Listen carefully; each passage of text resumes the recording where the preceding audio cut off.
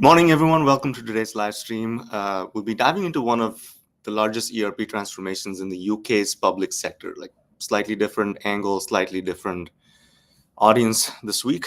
But we're talking about a case study in the UK and one of the largest ERP implementations they're going to be taking on at the federal level, was called the Crown level, um, where the government is spending £144 million through a contract with Workday and Cognizant. But more importantly, we'll be breaking down what this means for digital transformation, procurement efficiency, and how governments around the world, especially here in the US, can learn from this approach. So, for those who don't know me, I'm AV. I am the founder and CEO at Avero. We specialize in helping governments across the country in the US right now modernize their ERPs, their operations, and digitally transform their organizations all the way from strategy to post implementation. We are an independent third party advisory company that does not have any affiliations to any software vendors, but we work very closely with all of our software partners and friends, including Workday. So today I want to talk about a few things, key lessons from this massive UK project, both from an ERP implementation perspective and from a proficiency of procurement perspective. They've done some really cool and innovative things to sort of buy this product and the service pretty quickly. So, by the way, if you're joining us today from anywhere in the world, please let me know in the chat box and send me any questions you might have on this topic through the chat box. So, what are we going to cover? We're going to cover, what is the UK government actually doing with Workday? The procurement strategy, how did they pull this off? And the challenges of a large-scale ERP implementation like this, and how this relates to us. Why am I talking about this? And of course, this is a live discussion. Again, drop your comments and your questions along the way in the chat box, and we will answer them as we go. It's just me today. Sorry, my team couldn't join, but I think we'll keep it interactive as always, and looking forward to this discussion. And by the way, we go live every Wednesday around the same time, and all of this content gets turned into various different formats on blogs, and so please subscribe to our YouTube channel. Go check out our blog posts, and lots of great stuff in there. The chat is already popping. Oh, it's Megan. Yeah, great view, and excited for this. We still haven't figured out the lighting situation in the studio, so excuse the not so crisp production today, but we are going to get there. So what is going on? We're talking about a £144 million Workday implementation.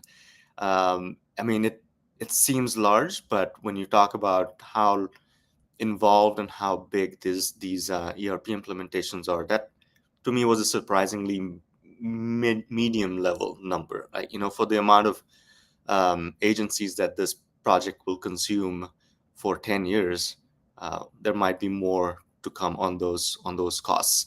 And of course, this is split between Workday and Cognizant, who is the system integrator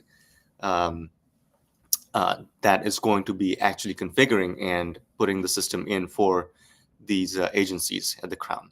So why this matters? This matters because the number catches your eyes. It's one of the largest ERP overhauls in UK's public sector history. And it also, given what we do in the US, it really is important to keep an eye on not only, the number and how they're doing this, the methodology, but also how it's going to go in the next 10 years. It could set the stage for more large-scale ERP implementations across the US. Some key facts. So 144 million ERP contract that was awarded to Workday and Cognizant in October of 2024. It covers 48,000 users across 9 departments. Now, some of our federal agencies, some of our states have, employees that kind of reach this number, but doesn't take away from the fact that this is massive. So it covers 9 departments, 48,000 users, including Treasury, Cabinet Office, Education, etc. And the goal is to replace 15 instances of 9 different ERP systems. You name the system, they're in there. Oracle, SAP, Microsoft Dynamics, Unit 4, The operations now run on these various systems, and the goal is to replace all of them and consolidate into one platform. So lots of nuances here. Drop your comments in the comment box and tell me this is going from multiple systems to a single system, and within that there might be other partner systems that Workday has brought along, maybe for some unique use cases. But uh, best of breed or all in one, what do you think this is? So why did they pick Workday, by the way? It's a leading cloud-based SaaS model for HR and finance product for modernization. Not the only product out there, lots of great products, but I haven't dug deeper into why they picked Workday, how they did it. But how they did it, the actual procurement, we'll talk about real quickly. So let me quickly check on the chat box. All is clear. So what did the UK government do? How did they do this? Did they release an RFP? How big was that requirements list? What they actually did was they used a procurement vehicle that they use in the UK called G-Cloud. And it's a government procurement framework that simplifies cloud-based procurement. It's specifically for cloud-based products and services. And the goal is to eliminate long RFPs and allow pre-qualified vendors, pre-approved vendors to compete more effectively. So that's how they procured Workday and Cognizant. And there's a digital marketplace where they, the simple answer is they looked for a product and they picked Workday.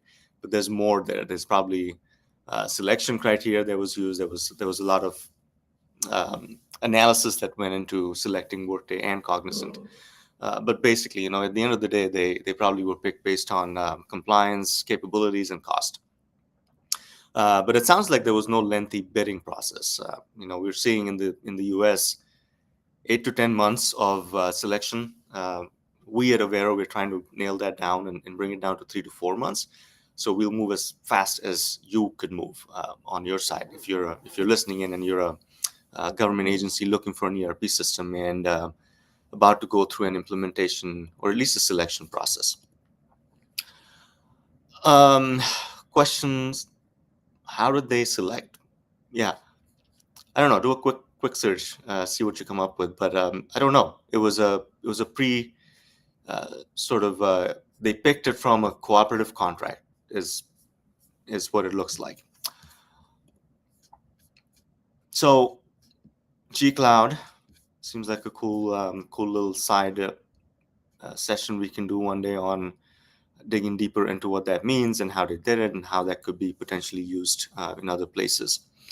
So what are the key challenges in large-scale ERP implementation? If you look at this project, it covers 9 different agencies. Within those 9 agencies, it covers 15 instances of several products that they're currently using. So where would you start with this? You're talking about a fragmented system or systems that are doing some very important processes for these agencies: financial management, payroll, HRIS, at the very minimum.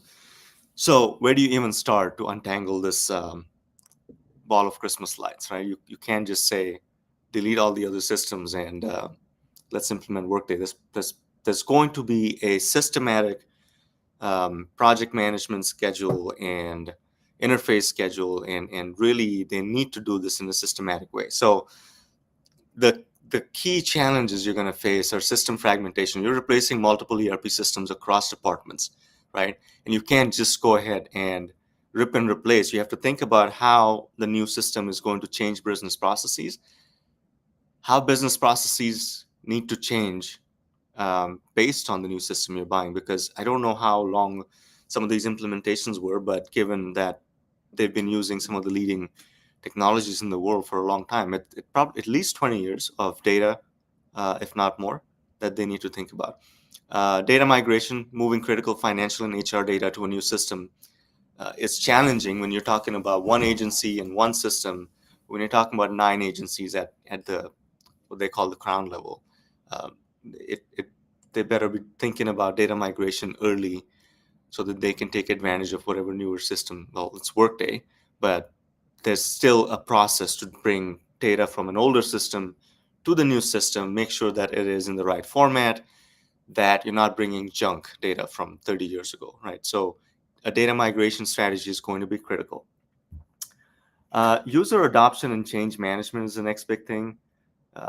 People are used to using the same system. People are used to their own business processes, and now you're going to make them do something different. Of course, this is a 10-year contract. I don't know how much of that is implementation versus ongoing operations, but user adoption, change management, and getting people and the end user to adopt to uh, newer workflows, more automation, less paper is going to be critical. So um, a big part of the PMO is going to be a change management track that does nothing but make sure that everyone's on board, that they're getting the right information at the right time, and that training is coupled with the more softer side of implementations. Just ruffled feathers are prevalent in ERP implementation. So it's really important that change management takes place in a really deliberate manner.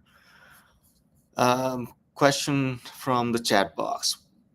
Was the procurement process structured in a way that truly encouraged competition, or was Workday already the front runner?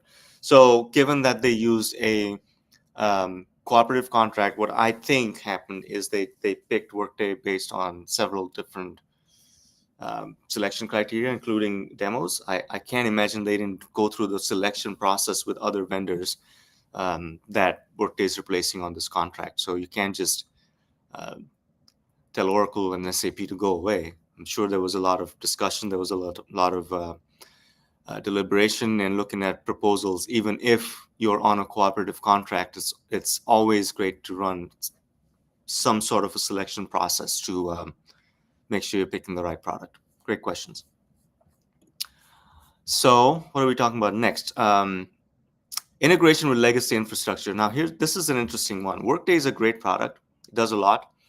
But when you have systems that you've been using in your organizations, 9 different departments for over 10 years, 20 years, there are certain pieces of your puzzle that tend to be extremely customized. There's a little piece of software here that someone built that only does one piece of one thing within your whole workflow, and it's really hard to get rid of those sort of microservices, super customized products, unless the leadership says, you know what, we're not going to deal with this.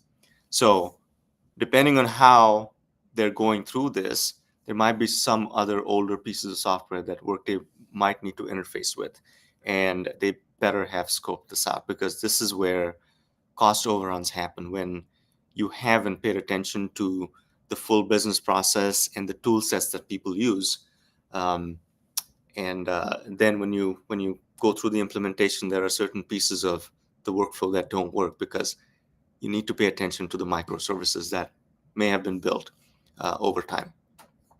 And then vendor coordination. Yeah, Workday and Cognizant are the only 2 vendors, but there will be subcontractors. There will be other systems that are included within this implementation that will need to be tightly integrated and coordinated. So a big part of project management, a big part of what we do is just that, right? When you're bringing in a large scale implementation, even if it's not best of breed, even if it's like just the one vendor, they tend to have different teams doing different work products or different modules. So it's really important that tight coordination happen between these different vendors. Any questions? Let me check in the chat. Things are quiet today. So how does this apply to us, and why are we talking about this? Number one, our expertise in government ERP modernization and digital transformation spans 20 years. I've been in this field for 20 years, and managing large-scale multi-agency ERP implementations is not for the faint of heart. And you need to be really, really good at program management at a very high level, and your team needs to be stellar at all levels, right? All the way from your business analysts, your training staff, to the project management office and the program manager himself or herself needs to be top notch. This is not rocket science, but it could come close sometimes.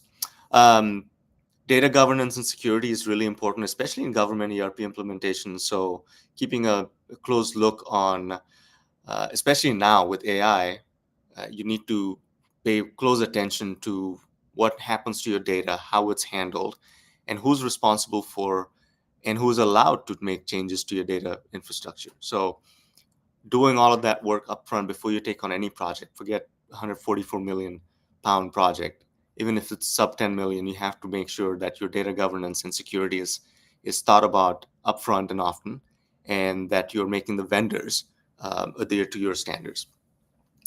And then user training and adoption, right? Every implementation has a training phase, and the better implementers use every opportunity to meet with your end users and your leadership as a training opportunity. It might not be down to the click, but talking about the project, thinking about change management, um, it kind of goes hand in hand. So training should not be just 1 week of classroom.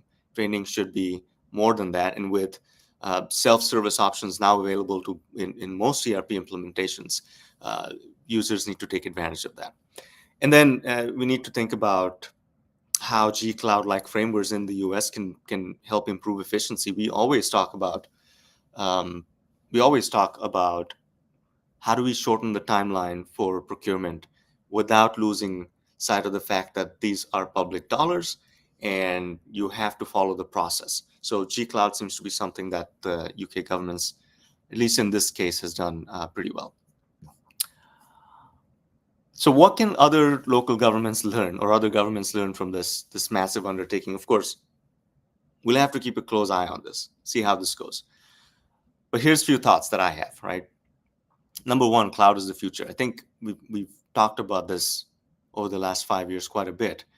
There is a school of thought out there that says, come back on premise, it's cheaper.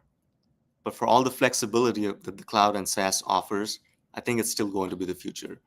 I would like to see, though, that our clients get an option, and that cloud isn't just the default, that the vendors don't stop selling on-prem options, even though they might be more expensive.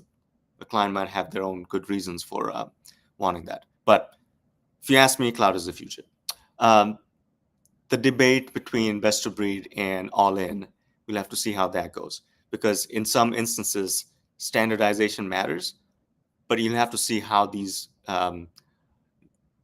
niche processes, how these niche workflows can be handled if they're not in the standard model. We already talked about data strategy. It's going to be critical because as we go into 2025, AI is not just a talking point anymore.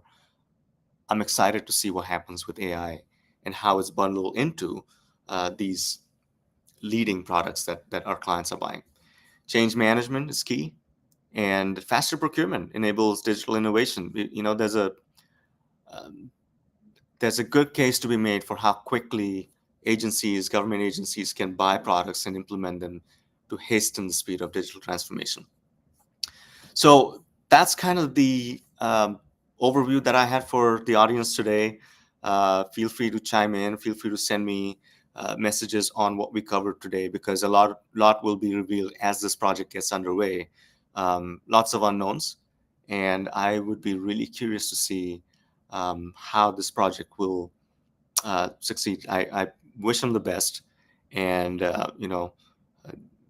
we'll really have to see what learning lessons come out of that implementation.